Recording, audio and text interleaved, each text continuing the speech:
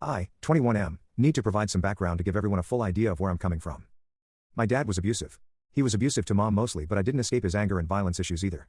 Specifically when it became clear that while I was well built and tall always, that I was a big softie and wasn't a fighter. He hated that. He wanted a kid who'd knock out other kids' teeth. That was never me. My mom could never leave him though. It took him dying when I was 10, after a massive heart attack, to end his lifetime of terror over us. Mom and I went to therapy separately and together after Dad died. I confessed that I wished she'd left sooner and hated feeling unsafe. I told her I needed her more than I needed anyone else. She told me she would never put anyone else in front of me again and she'd make sure we had a good life. That only lasted until I was 15. Then she met her husband Rick, who was a single dad of 3, aged 14, 11 and 9, at the time. Rick's oldest daughter, 14 at the time, had massive behavioral issues. She was in and out of psych holds and cops were regulars when she was around. Mom went in with her eyes wide open and decided we all needed to be a family.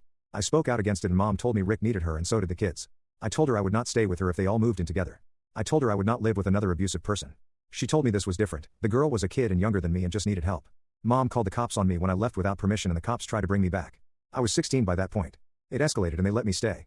Mom tried to push kidnapping charges on my grandparents for keeping me from her and tried to get the courts involved. But I had seen some stuff from Rick's oldest. The day I left they were at the house and Rick's oldest daughter had tried to attack me.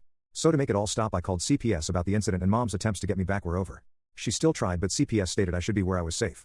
Rick's younger kids were removed for a few weeks before being placed back with Rick and my mom who had moved in together at that point. Mom tried to maintain contact with me and tried to make me give it a chance but I wanted no part of that. She asked me to spend some time with the younger kids so they could have an older sibling to turn to but I refused to step up. She showed up at my grandparents a few times but they sent her away and I muted her number at that point. Her and Rick are still together and now married. I was invited to their wedding but didn't go and I never reached out. But she's made multiple attempts in the last 2 months and I ignored most of them. It was only when she told me I had a family I was ignoring in her, who loved and missed me and never wanted anything to come between us. She said she was sorry, she was so sorry and all that stuff.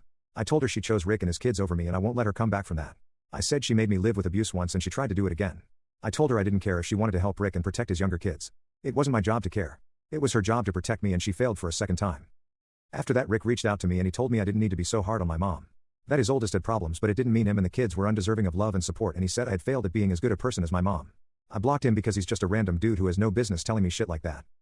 My mom tried to get in touch again and apologized again but I ignored it. The fact she's still apologizing is the only reason I'm here to ask this. But AITA?